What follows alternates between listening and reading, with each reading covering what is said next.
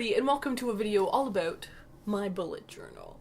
I'm very excited to make this video because I'm going to be talking about how I've kind of structured my bullet journal, but more importantly, I kind of want to take this from a discussion angle and talk about why this journal has really made my life a lot better and just kind of maybe convince you to give it a shot.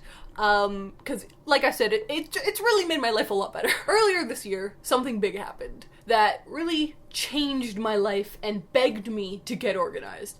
And that was graduating from university. Before, when I was in university, everything was, you know what? Pretty laid out. Teachers would say, I need you to hand this in on Tuesday. And I would keep track of it all on my computer. It was all fine.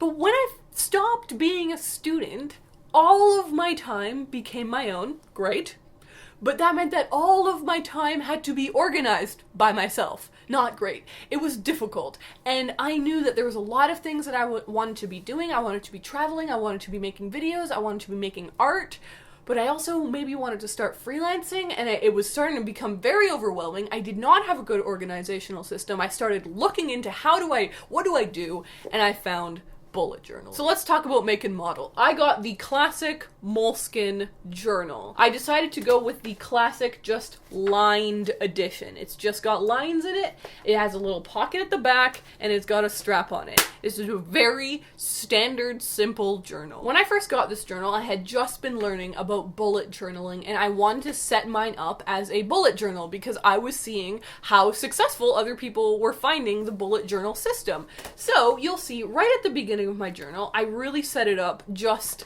like people suggested. I have an index, which I almost automatically abandoned, but I did set that up. I had a future log, where I had this section of laying out the months ahead, the rest of the year. And then I had a May spread, a monthly spread, which I continue to do because it's very helpful. But this was a place to just have a monthly look at the month, And then I started with the weekly spreads. These are week down breakdowns, chances to just look at your week and kind of do to-do lists. Like you can see, I've written call vet, do a watercolor, catch up on emails, exclamation point. I always need to catch up on my emails. It's a real sore point. After this, I started to make some lists. Books that I want to read with my boyfriend, Greg, things we've already read, things we want to read. For the most part, it was kind of a place for me to just jot down my thoughts. And you will see very soon that this has really evolved.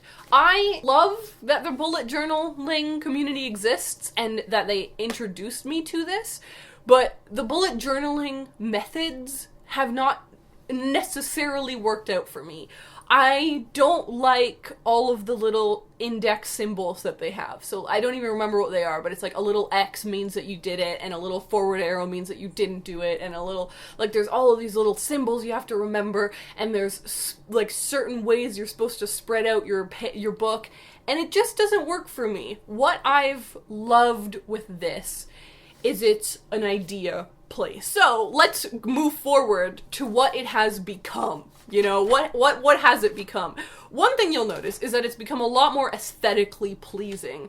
I do not think this is necessary. I think that the months that I had before, where it was a lot more simplistic, work just as well. But I'm just kind of having fun with, I just enjoy setting up the little month of stuff. But specifically, I have found this amazing for themed brainstorming, I guess.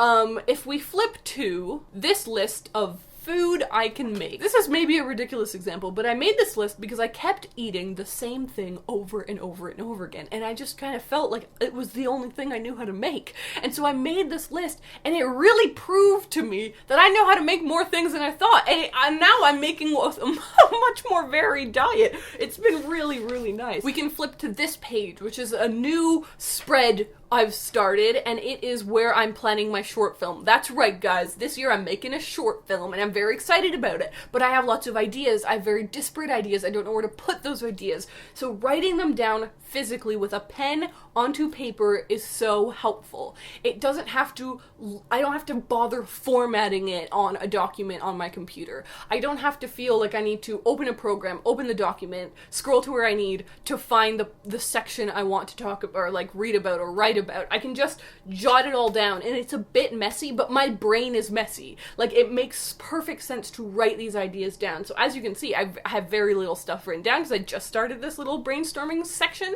but it's already, like, I love having it. I love having this place where, oh, I have an idea about my short film. I'll write it straight down. Here's another example of lists that I love making, to-do lists. Now, I will mention I have a separate notebook. Ta-da! Look at how pretty this thing is. Ooh, it's from the company Hay, H-A-Y. I use this for to-do lists. This is a place where I scratch down to-do lists, write down things I need to get done that day. I've just started using it this year, and I'm already finding it so super helpful to just have a place to literally scratch and just kind of do it without a care. Whereas in my journal, things are they're messy, but I care about them a bit more. This is kind of structured chaos.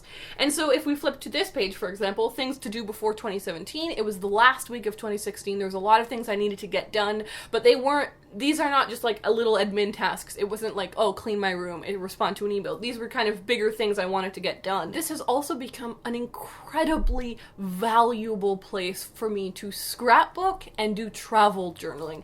It started with my trip, an unexpected trip to Paris that my boyfriend took me on for my birthday as a surprise. And at the end of the day, I thought, you know what would be really fun if I wrote down what happened, and I did little illustrations about it, and I included little ticket stubs and receipts from the trip, just any little scrap that I had.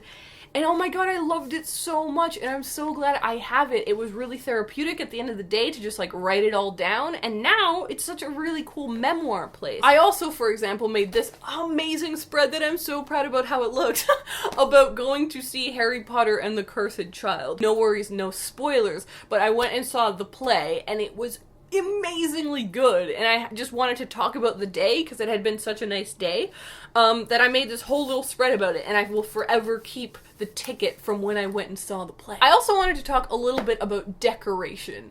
A huge thing that almost made me not want to do bullet journaling was how fancy everyone's bullet journals were. The first thing I want to say is, as you could see at the beginning of mine, it was not fancy at all. So if you have the inclination to make it fancy, I promise it will get better. Like, you'll just keep making it and it'll keep getting better. But I also want to say it doesn't need to be fancy. It can just be a place for you to scribble down thoughts and get the thoughts that are in your head down and help you with planning.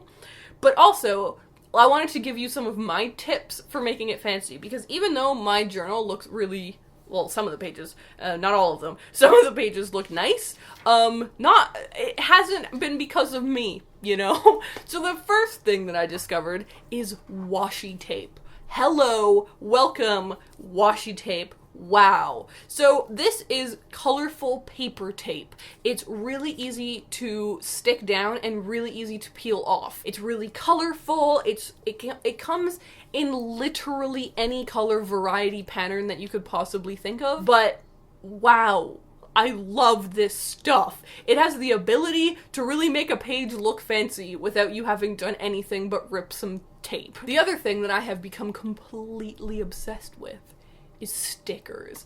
I've always loved stickers, but I've never had a place to put them. So when I got this journal and I was trying to make it fancy, I started considering stickers, and now it has become an absolute obsession. So the back pocket that comes in all of these journals, I've always thought was useless. I have never thought of what you could keep back there. Like, anything I could think of that I might want to keep in my journal was bulky and didn't fit in this tiny pocket. Oh, no. It's clearly a sticker pocket. It started with these tiny stickers of terrariums that I found at a little zine fair, and I thought, hey, these are cool. Maybe I could put them in my journal. Little did I know it would soon become everything I think about at night. night. You guys saw the Harry Potter stickers. I bought these at the merch stand table when I went to the show from two of my favorite illustrators, and they have amazing YouTube channels, so I'll link those people down below. But Holly Eggsley does these gemstone stickers that I have loved, and Fran Nerd has done these little tiny see-through, I don't even know what the theme really is for these stickers. They're just really great and adorable. These I found in Walmart. They're dinosaur stickers. I love them. And then most recently on Etsy, I ordered these stickers, which are little cat stickers. And they're from Korea, I think, and they are so adorable, I know, and I love them, and I'm obsessed with them. So all of these stickers, if I can find them, I'll link them down below, but stickers are fun, they're cute, and they make any page look instantly better. Thank you. Also for decoration, this is not sponsored. This was a gift from my boyfriend for Christmas that, whew, so excited about. It is this HP Sprocket. This is a portable printer. Now this is really up to my game, and I'm not saying everyone needs to have this. I just wanted to show it to you guys because I think it's really cool. It prints photos. So for example, I have this page. This is my Goodbye 2016 page where I just wanted to print off a few of my favorite photos from the year, make a little splash page to commemorate 2016. And it looks so cool. I am so excited about the kind of windows for decoration and for travel journaling that this little portable printer has afforded me. So those are some of my tips and tricks on how to decorate your journal. I know that a lot of people like to use like pens like these, and these are great because they add some color, but I find that they bleed through the pages. These pages, although I love this journal, these pages are not very thick, so everything kind of bleeds through it. I have done some watercolor stuff through it, and that has actually worked better than the markers, surprisingly. Now that it's 2017, I decided to not start a brand new journal because I love this journal and I'm not done with it yet. I still have like more than half of it to go. So I decided to not start a brand new journal. I just kind of made a new little spread. I put out all of the months and the days for this year and a little 2017 tribute page. And then we get started. The first page is my resolutions, and I'm really glad that I wrote them down because it's cool to have them right at the front here, just be able to flip to them at any time and remember what is it that I want to achieve this year. And that is about it. Now I have all of these empty pages to fill up with ideas, with thoughts, with planning, and I have found this so incredibly helpful. It is not the only way that I organize.